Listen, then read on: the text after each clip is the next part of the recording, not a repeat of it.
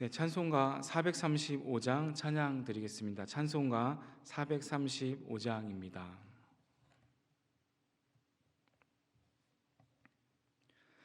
나의 영원하신 기여 생명보다 귀하다. 나의 갈 길 다가도록 나와 동행하소서. 주께로 가까이 주께로 가오니 나의 갈 길 다가도록 나와 동행하소서. 세상 부귀한 일함과 모든 명예 버리고 험한 길을 가는 동안 나와 동행하소서. 주께로 가까이 주께로 가오니 나의 갈 길 다가도록 나와 동행하소서. 어두운 골짝 지나가며 험한 바다 건너서 천국 문에 이르도록 나와 동행하소서. 주께로 가까이 주께로 가오니 나의 갈 길 다가도록 나와 동행하소서. 아멘.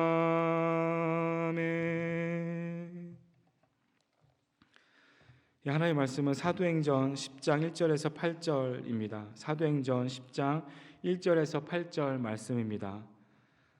받들어 말씀을 봉독하겠습니다. 가이사랴에 고넬료라는 사람이 있으니 이달리아 부대라 하는 군대의 백부장이라. 그가 경건하여 온 지방과 더불어 하나님을 경외하며 백성을 많이 구제하고 하나님께 항상 기도하더니 하루는 제9시쯤이 되어 환상 중에 밝히 보매 하나님의 사자가 들어와 이르되 고넬료야 하니 고넬료가 주목하여 보고 두려워 이르되 주여 무슨 일이니까? 천사가 이르되 내 기도와 구제가 하나님 앞에 상달되어 기억하신 바가 되었으니 내가 지금 사람들을 욥바에 보내어 베드로라 하는 시몬을 청하라. 그는 무두장이 시몬의 집에 유숙하니 그 집은 해변에 있다 하더라. 마침 말하던 천사가 떠나매 고넬료가 집안 하인 둘과 부하 가운데 경건한 사람 하나를 불러 이 일을 다 이르고 욥바로 보내니라. 아멘. 신약 시대 당시에 그 로마의 통치를 이스라엘 백성들은 받고 있습니다. 또한 로마 사람들은 이스라엘을 다스리기 위해서 그냥 한 지역을 지정해 둡니다. 한 해안 도시를 정착하였고 이스라엘을 다스리기 위해서 로마는 그 도시의 이름을 황제 이름을 따서 가이사라라고 바꾸었습니다. 그래서 이 가이사라 이 해안 도시는 로마 총독들과 로마 군인들이 함께 사는 그런 거주지가 되었습니다. 바로 이곳을 배경으로 오늘 본문의 주인공인 고넬료가 등장합니다. 고넬료는 백부장이었습니다. 100명의 부하를 거느린 장교를 말합니다. 오늘날에 이런 한국 우리 군대로 따지면은 중대장쯤 됩니다. 비록 고넬료는 이방인이었고 근데 신앙심이 깊은 사람이었습니다. 고넬료는 교회를 다니지 않았습니다. 예수님을 잘 몰랐습니다. 나름대로 그래도 신실하게 믿으려고 최선을 다하는 그래도 의인이고 올바른 사람이었습니다. 힘든 게 자기만이라도 혼자 하나님을 경외하는 것이 힘들거든요. 자기만 하나님을 경외하는 것도 그렇게 사는 것도 힘든데 그는 자신의 온 식구들을 권면을 합니다. 함께 권면하면서 하나님을 온 식구가 같이 섬기기를 힘씁니다. 또 자신이 가진 것을 많은 백성들에게 구제를 하고 늘 하나님께 기도에 힘쓴 사람이라고 나와 있습니다. 고넬료가 왜 우리에게 주목이 되냐면요, 또 매우 눈에 띄는 이유는 그가 이방인이라는 데 있습니다. 힘과 권력의 소유가 로마 군인입니다. 또한 이스라엘 백성들을 통치하기 위해서 로마 군대는 이스라엘 백성들에게 비싼 세금을 거두기도 하고요, 폭행을 일삼았습니다. 로마법에 따르면은 로마 병사는 로마 시민이 아닌 피지배 국가의 시민이면은 누구든지 아무에게라도 지나가는 사람이 있으면은 내 짐을 지라. 나의 무거운 것을 너는 져야 돼. 왜냐하면 너는 피지배 국가에 복종을 해야 되는 시민이기 때문이냐 하면서 폭력적으로 로마법에 의하면 1마일 이상 그런 짐을 지게 되었다는 것입니다. 그러니까 로마 군인이 명령하면은 무거운 짐을 1.6km 이상은 꼭 지어야 한다는 것입니다. 그래서 마태복음에 누가 오리를 가게 하며 십리를 가라는 말이 이 배경에서도 나왔는데요. 근데 실제로 로마 군인이 1마일을 지키는 군인이 어디 있겠습니까? 오히려 더 많은 노역을 이스라엘 백성들을 감당했습니다. 그러다 보니 이스라엘 백성들은 로마 군인들이 지나갈 때마다 그를 뒤에서 욕하기도 하고 미워했습니다. 로마 군인들이 이런 피지배 국가 이스라엘 백성들을 착취하고 폭력으로 일삼을 때 오히려 고넬료, 로마 군대의 백부장인 고넬료는 오히려 백성들에게, 이스라엘 백성들에게 선행을 베풀고 구제를 한 것입니다. 그가 보여준 이러한 그런 삶의 모습이 하나님도 얼마나 그가 진실되었던지, 그가 얼마나 진실되이 나를 경외하고 있다는 것인지를 주목시키기 위하여 우리들에게 알리기 위해서 오늘 메시지를 던지는 것입니다. 비록 이방인이었지만은 늘 기도를 하였습니다. 늘 시간을 정해서 그런 사자와 그 천군 천사와 함께 골방에서 그 장소에서 때를 정하고 장소를 정해서 하나님께 기도를 드린 것을 알 수 있습니다. 본문 3절 말씀입니다. 하루는 제9시쯤이 되어 환상 중에 밝히 보매 하나님의 사자가 들어와 이르되 고넬료야 하니, 제9시쯤 되어 환상을 보았다고 합니다. 제9시란 오후 3시를 말합니다. 유대인들에게는 오후 3시가 기도하는 시간입니다. 베드로와 요한이 성전에서도 기도하기 위하여 올라갔다는 표현이 나오는데요, 안진뱅이를 만나는 사건도 이 오후 3시입니다. 고넬료도 제9시에 기도를 늘 하였다는 것이고요, 늘 기도하는 것은 습관이 되자 계속 고넬료는 이 평상시처럼 경건하게 하나님 앞으로 나와서 기도한 것을 추측해 볼 수도 있습니다. 특히 2절 하반절에 하나님께 항상 기도하더니라고 표현이 되어 있습니다. 항상이라는 표현은 바꿔 말하면은 정기적입니다. 항상이라는 표현은 정해진 시간으로 바꿀 수 있습니다. 사랑하는 성도 여러분, 항상 기도하십니까? 무시로 기도하십니까? 때때에 맞춰서 정기적으로 정해진 시간에 하나님을 알지 못하는 고넬료처럼 우리의 삶 속에서 하나님을 우리가 진실되이 우리가 섬기면서 살아가고 있습니까? 고넬료는 공개적인 장소에서 기도하는 것이 아니고 개인이 기도실을 정해서 하나님의 사자가 들어와 하나님의 사자와 함께 또한 정해진 장소에서 기도한 것을 알 수 있습니다. 굉장히 독특한 사람입니다. 비록 교회를 다니지 않습니다. 예수님을 믿지 않았지만은 나름대로 하나님을 선행하고 섬기기 위해서 구제를 베풀고 매일 정해진 시간과 정해진 장소에서 기도를 열심히 하는 사람이 바로 고넬료였다는 것입니다. 자기 나름대로 하나님을 열심히 섬기는 경건한 사람인데 혹 이런 사람이 예수님을 못 만나서 사후에 지옥에 가면 얼마나 불쌍하겠습니까? 하나님은 아신 거죠.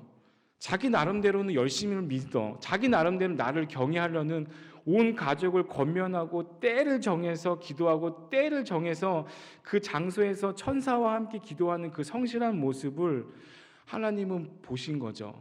그의 진정 어린 신앙의 모습을 보시고 이런 사람이 예수님을 못 만나서 사후에 지옥 가면 얼마나 불쌍할까, 그런 마음으로 하나님도 자신을 섬기고자 하는 그 고넬료의 중심을 보시고 예수님을 알기 위하여 그가 매일 기도하는 바로 그 시간과 그 장소에 하나님의 사자를 보내셔서 환상 가운데 그를 만나게 하셨다는 것입니다.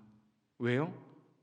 그를 위하여서, 그의 고넬료의 그런 삶 속에서 하나님을 섬기고자 하는 그런 신실된 마음을 위하여 하나님께서 그를 만나 주셨다는 것입니다.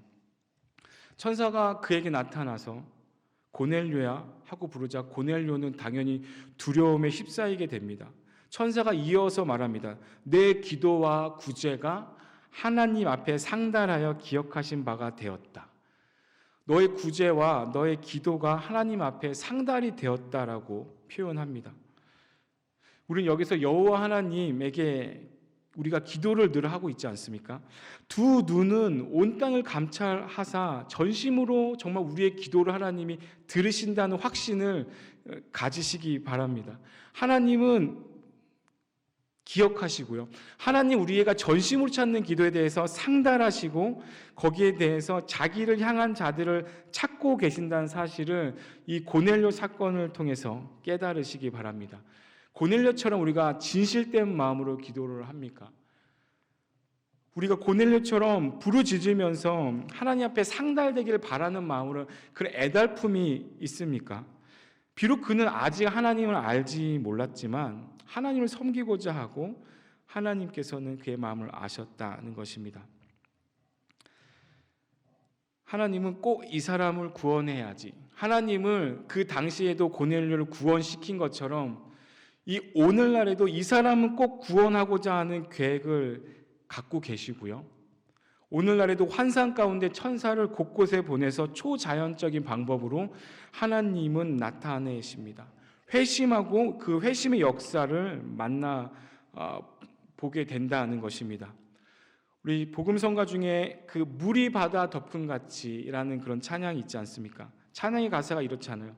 세상 모든 민족이 구원을 얻기까지 쉬지 않으시는 주님, 쉬지 않으시는 주님. 하나님은 지금 이 순간에도 곳곳에서 예수님을 소개하고자 초자연적인 방법으로 복음 전도에 직접 하나님이 강권적으로 그런 특별한 섭리로 역사하고 계신다는 것입니다. 전 세계 고넬료와 같이 복음엔 상관없지만 구원에 대해서 그래도 잘 몰라서 조금이라도 하나님을 섬기기 위해서 애쓰는 자들에게 하나님이 오늘도 성령을 통해서 여지없이 역사하신다는 것입니다. 말씀을 맺겠습니다. 우리들이 돌아보면요, 우연한 기회에 예수님을 믿게 된 것처럼 생각할 수 있습니다. 우연한 기회에 우리가 예수님을 내가 어떻게 예수님을 믿게 되었지? 당연히 첫사랑은 식었고 당연히 과거 완료가 돼서 무뎌졌잖아요. 지난 과거를 다시 한번 생각해 보시면 우리가 우연한 기회가 아니고 우리가 예수님을 믿고 그리스도인이 된 게 우연히 만나서 전해들은 우연히 듣게 된 우연한 기회에 교회에 나왔다고 생각할 수 있지만요, 하나님이 다스리는 세계에서는 그 방법과 법칙에서는 우연히 존재하지 않습니다. 참새 한 마리도 땅에 떨어지는 것이 하나님의 허락 없이는 안 됩니다. 즉 하나님께서 우리를 구원하시고자, 우리를 또 자녀 삼으시고자, 우리를 치료해 주시고자 그 모든 그런 결단과 그런 모든 주권은 우연이 아니고 하나님의 계획으로 말미암는 필연임을 이 시간 우리가 고백합시다. 물이 바다 덮음 같이 세상의 모든 민족이 구원을 얻기까지 계속 쉬지 아니하신 주님을 이제는 알건만 우리는 그 뒤에 가사처럼 주의 심장 가지고 우리 이제 일어나 주 따르게 하소서, 하나님께서는 파인더 계속 우리를 찾고 계실 때 한 영혼에 대해서 우리가 뜨거운 마음으로 주님이 찾고 계신 영혼에 대해서 우리가 또한 같이 해야 할 일들이 있을 것입니다. 주님께서 우리에게 주신 영혼에 대한 뜨거운 마음을 품고 복음을 전하는 고넬료처럼 안주하지 않고 갈망하는 믿음의 그런 사람들이 되시길 바랍니다. 말씀에 대한 적용입니다. 현재의 내 모습이 이런 영적인 성장에 대해서 이제 열망을 잃고 살아간다면 내가 왜 잃고 살까? 또한 차별 없이 부르시는 이스라엘 선민의식이나 아니 유대인들에게 동일하게 역사를 베푸시는 하나님의 은혜를 누리기 위해서 내가 교만하였다면 내려놓고 내 안에 겸손한 모습을 내가 가장 먼저 변화되어야 될 부분이 있다면 무엇인지 이 시간 같이 묵상하시기 바랍니다. 기도하겠습니다. 사랑의 주님, 새롭게 회복시켜 주옵소서. 어떤 우리 민족의 명절인 설날입니다.